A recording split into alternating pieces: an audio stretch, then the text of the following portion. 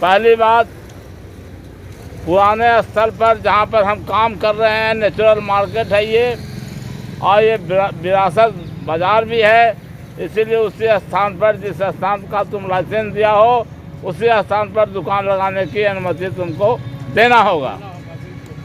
इसी शर्त पर उठेंगे।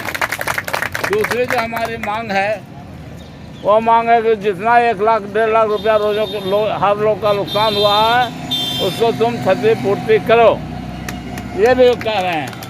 और तीसरा है, तुम्हारा फैसला गलत है या सही है, इसके लिए तुम वेंडिंग कमेटी की मीटिंग बुलाओ और अपने फैसले को फिर से रिव्यू करो और इसको गलत मानते हुए तुम इस फैसले को वापस लो।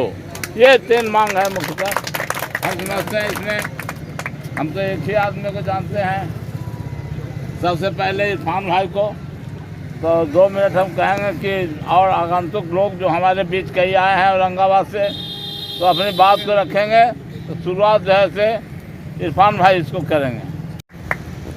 और इस धरना में आए हुए संजय सज्जन जी, संतोष उपाध्याय जी, हम लोग तमाम के राष्ट्रीय नेता अमृत प्रसाद जी, आप जो आज नगर पालिका के तानाशाही के खिलाफ वो कानून को नज़रअंदाज करके जिस तरह से इस क्षेत्र में फुटपाथ दुकानदारों को हटाया है उसके खिलाफ आप धरना पर, अनिश्चितकालीन धरना पर बैठे हुए हैं।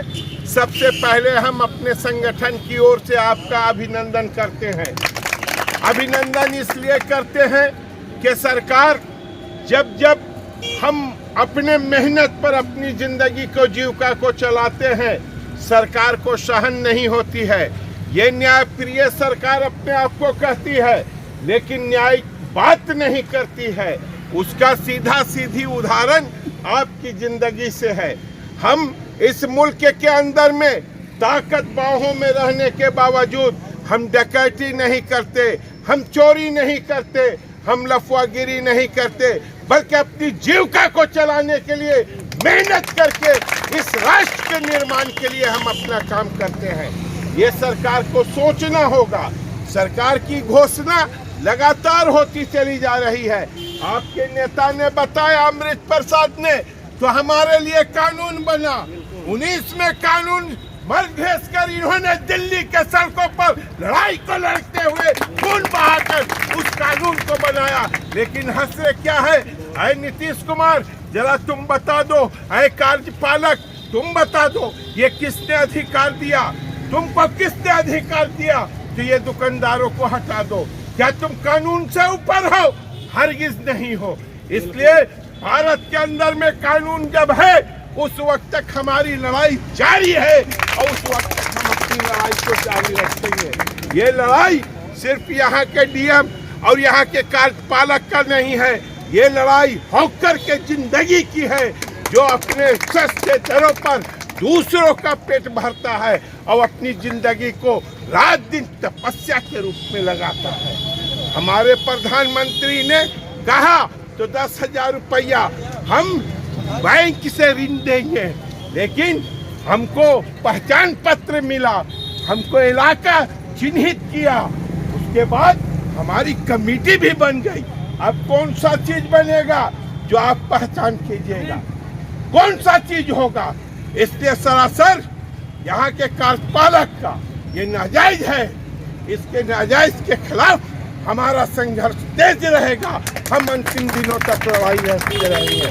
हम अमृत बाबू को विश्वास दिलवाना चाहते हैं, जो कि हमारे नेता हैं, ऑल इंडिया के नेता हैं। हम इनको विश्वास दिलवाना चाहते हैं।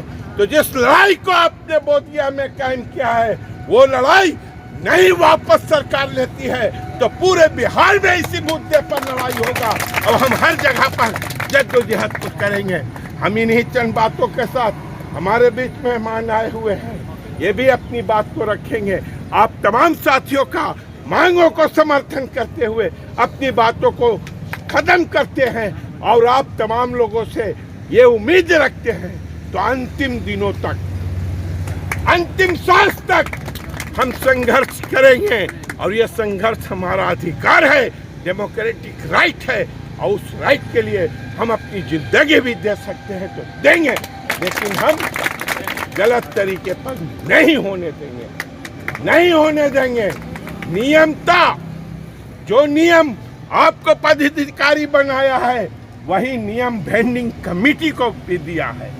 वेंडिंग कमेटी चुनाव होती है, आप ऊपर से नॉमिनेट हुए हैं, सरकार के प्रतिनिधि हैं और ये जमहूरियत है, जनतंत्र है, जनता की कमेटी है, वेंडिंगों की कमेटी है। इसलिए वेंडिंग कमेटी कार्यपालक से कहीं ऊपर है और उसका निर्णय सबसे को मानना होगा, ये कानून है। आप बिना निर्णय किए हमको हटा दिए, चोर कहे आंख दिखलाए, ये नहीं चलेगा। चोर का आंख नहीं चलेगा। हमारी कमेटी है, हमारा संगठन है, हम एक इलाका को तय करेंगे किस जगह पर हमको बिजनेस करना है, किस जगह पर नहीं करना है, इसका फैसला हमको लेना है।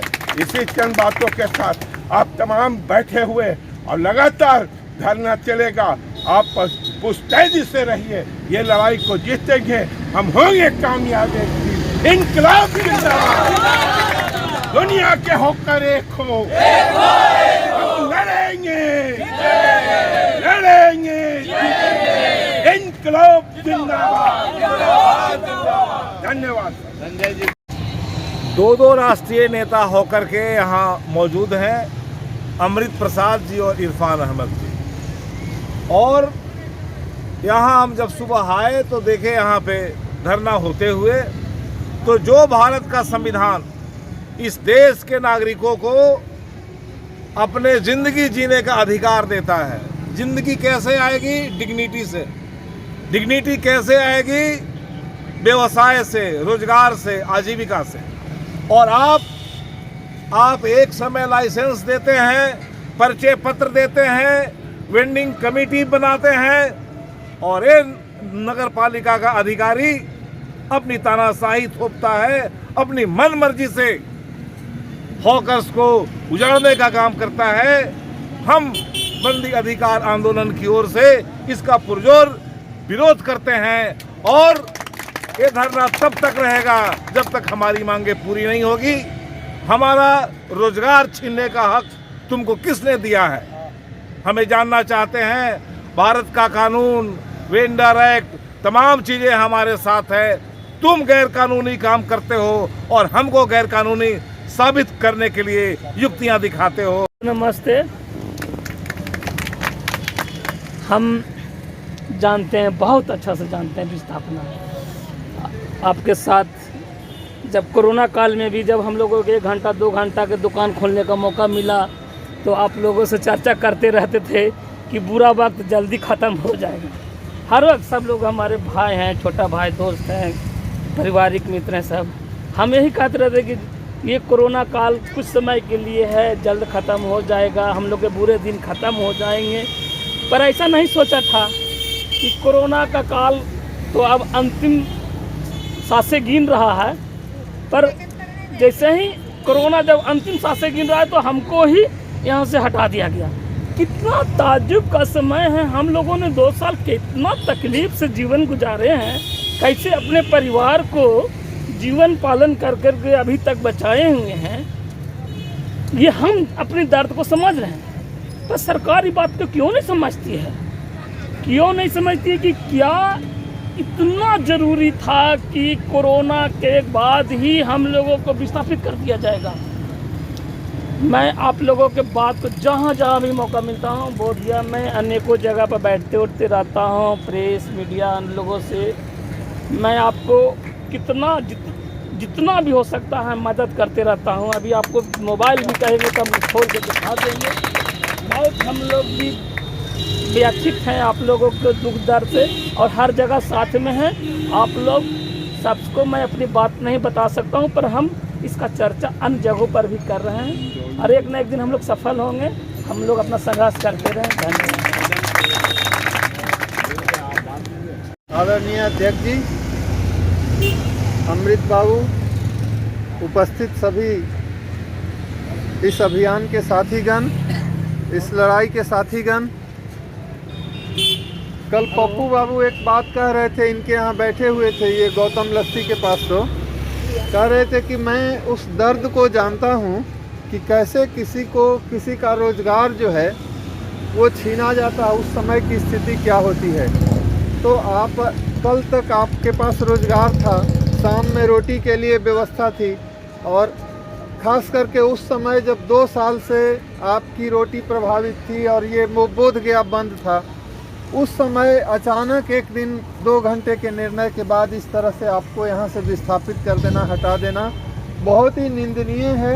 और आप जो लड़ाई लड़ रहे हैं, आपका नेता जो है, आप इरफान जी जैसे आपके नेता हैं आपके पास, तो ये लड़ाई पहले भी बड़ी लंबी लड़ाई लड़ करके और फोकस के लिए कानून बनवाए हैं, मैं जानता हूँ। तो आपके पास इरफान भाई जैसा नेता है, तो आप ज़रूर एक न एक दिन सफल होइएगा। आप संघर्ष करते रहिए, हम लोग का पूरा हृदय से समर्थन आपके साथ है, और जहाँ भी आप हम लोग को आवाज़ देंगे, हम लोग आपके साथ खड़े होंगे। बहुत बहुत धन्यवाद। तमाम होकर महोदय, आदरणीय अध्यक्ष जी और आदरणीय इरफान अहमद जी, बहुत दुख की बात है आज इस बोध गया में कि कुछ साल पहले जब बोध गया में आते थे तो यहाँ पे लगी हुई बाजार इस बोध गया को नई चमक देती थी। और आज के युग में जो युवा अनैतिक कार्यों में लगे होते हैं, आज के युवा इन अनैतिक कार्यों में जो लगे होते हैं, उन अनैतिक कार्यों को छोड़ करके आप अपने रोजी धंधे में लगे रहते हैं। और ऐसा क्या फरमान आया, ऐसी क्या ज़रूरत आ गई जो इन युवाओं को बेसहारा कर दिया गया। तो हम युवा साथी होते हुए हम इस कार्यक्रम को, जिन्होंने नगर पालिका ने जो अपना नगर परिषद ने जो व्यवहार आपके साथ किया है, हम आपके पूरे तन्मयता के आपके साथ है। अब पुरजोर इसका हम विरोध करते हैं। बड़े दुख का विषय है कि नगर परिषद जो कि एक एडमिनिस्ट्रेटिव जिसका एक रोल होता है, और इसका एक बहुत बड़ा रोल है कि किसी भी शहर में या किसी भी लोकेलिटी में एक शांति व्यवस्था बनी रहे। एक नगर परिषद की बहुत बड़ी ये जिम्मेदारी होती है।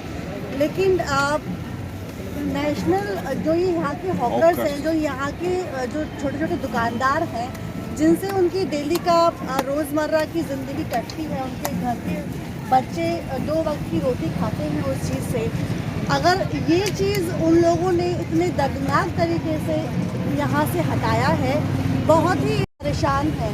और ऐसी स्थिति में जब बार बार कोरोना का अभिशाप हम सभी को हो रहा है, उसमें एक और एडमिनिस्ट्रेटिव अभिशाप हमारे छोटे दुकानदारों को, छोटे व्यवसायियों को हो रहा है। मैं इस दुख की घड़ी में आप लोगों के साथ हूँ, और आप लोगों के इस लड़ाई में भी आप लोगों के साथ हूँ कि आप अपने उस हक को और अपने अधिकार को दोबारा पाएँ।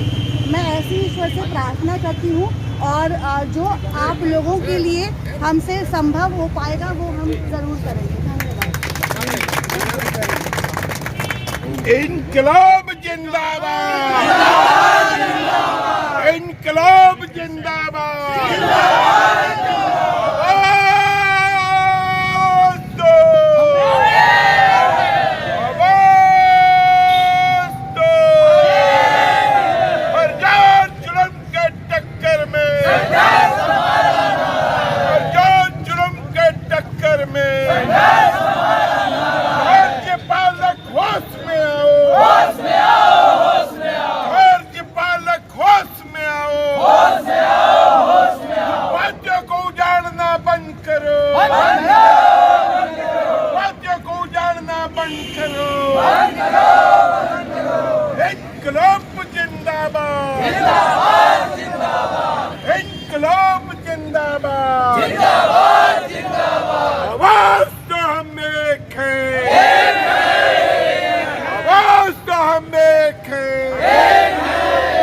अभी तो ये अंगड़ाई है,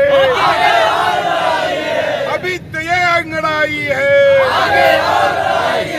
इनकलाब जिंदाबाद, हॉकर यूनियन जिंदाबाद।